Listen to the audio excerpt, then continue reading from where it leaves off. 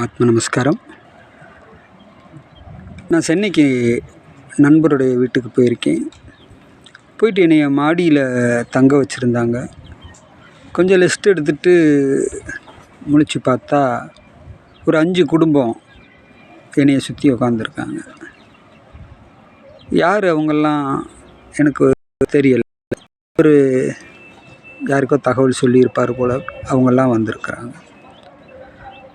அப்புறம் ஒவ்வொரு ஃபேமிலியை பற்றி பாசிட்டிவாக பல விஷயங்களை எடுத்து அவங்களுக்கெல்லாம் எக்ஸ்பிளைன் பண்ணிக்கிட்டே வந்தோம். அப்போ ஒரு குடும்பத்தை மட்டும் ரொம்ப சீரியஸாக விஷயங்களை நெகட்டிவாக சொல்லிட்டோம். அவங்க எல்லோரும் போனதுக்கப்புறமா அந்த நம்மளை கூட்டிகிட்டு போன அந்த நண்பர், ஐயா என்னங்க எல்லாருக்கும் நல்ல விஷயங்கள் எடுத்து சொன்னீங்க வச்சிங்க, அந்த ஒரு குடும்பத்துக்கு மட்டும் அப்படி சொல்லிட்டீங்க.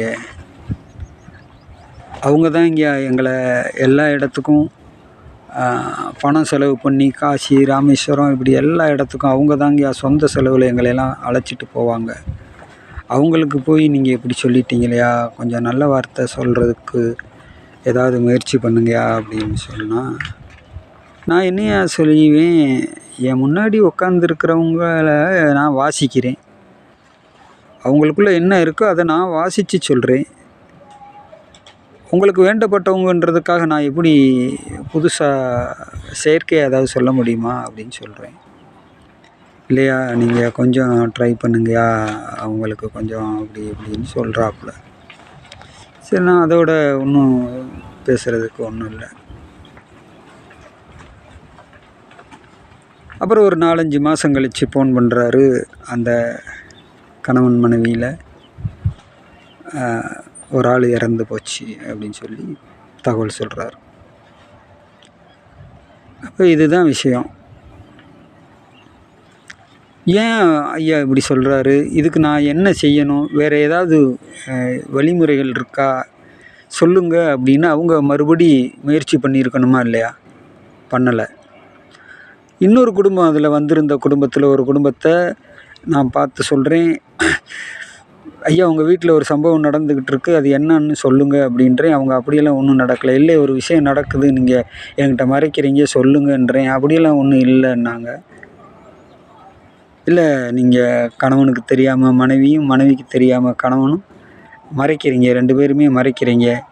இப்போ எல்லோரும் வெளியில் போனதுக்கப்புறம் நீங்கள் மட்டும் தனியாக வாங்க, வந்து கூட என்கிட்ட நீங்கள் அந்த உண்மையை சொல்லலாம் அப்படின்னு சொன்னேன். அன்னைக்கு நடந்த சம்பவம் தான். அதுக்கப்புறம் அதே மாதிரி தனிமையாக வந்தார். ஒரு கணவன் வந்தார். அவர்கிட்ட விஷயத்த நீ சொல்கிறியா நான் சொல்லவாப்பா அப்படின்னு.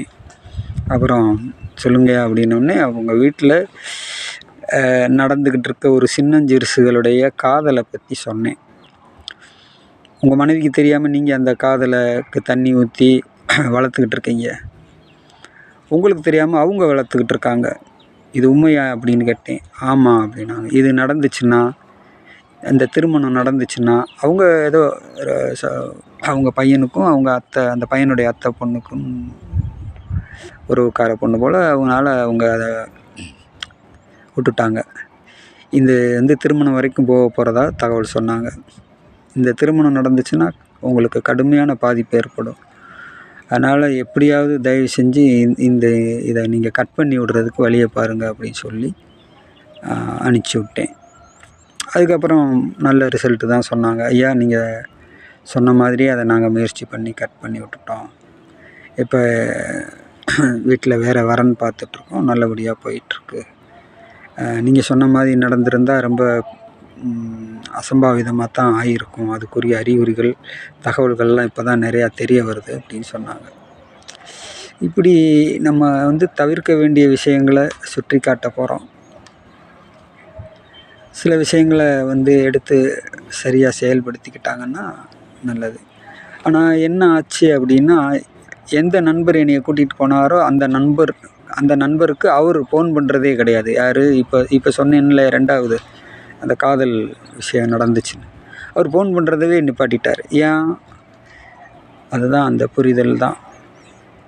நம்ம வீட்டில் நடக்க இருந்த ஒரு பெரிய அசம்பாவிதத்தை தடுத்து நிறுத்திட்டாங்களே அப்படின்ற அந்த நன்றி உணர்வு வரல. அதை தாண்டி இத்தனை பேருக்கு மத்தியில் நம்ம அசிங்கப்பட்டுட்டோமேன்ற மாதிரி அவங்க நினைக்கிறாங்க.